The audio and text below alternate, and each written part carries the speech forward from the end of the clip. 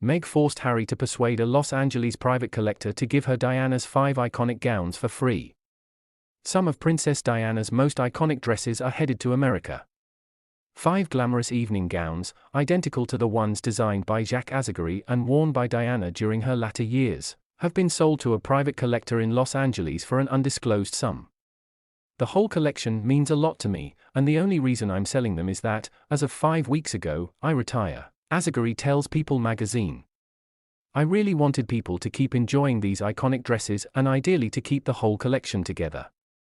The dresses are twins of the originals worn by Princess Diana during her final years, and include the iconic black halter neck dress she wore to a charity gala on the night that a controversial Panorama interview was broadcast back in 1995.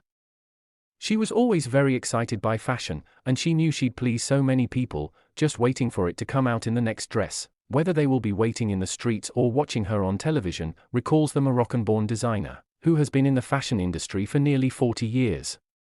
She took a long time making sure that everything was just right, choosing the right shoes and jewelry.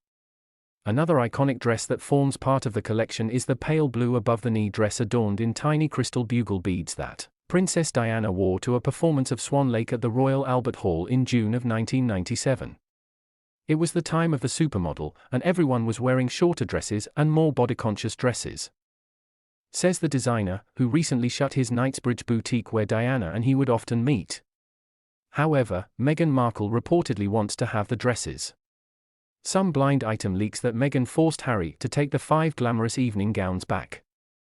We know Meghan always cosplays Diana, so it's not surprising when she wants to wear designs from Diana. But the source said that the most shocking thing is that Meghan wants these dresses for free from Los Angeles' private collector. She said that Harry convinced this person to give it to the Sussexes so that they could keep a memento of Harry's deceased mother. Every time he looks at it, Harry will remember his mother. These lies are just a trick for Meghan to get free dresses. She took advantage of Diana's fame and Harry's love for his mother to get them, but this collector is currently anonymous. Kim Kardashian most likely. The Hartleys have not been able to contact him or her. Of course, Meghan and Harry can't afford to buy them, they can only beg for them. If Meghan had the cash to splash out for Diana's dress, she'd have worn high-fashion couture gowns at the Invictus Games, her only self-forced red carpet moment. Just look at the skank with her clothing bills.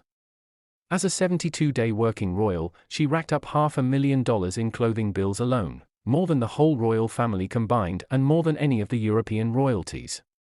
To be fair, these aren't actually her dresses, they're just copies of 5 of the ones she wore for the designer. So while they may be iconic, they don't have an actual connection to her.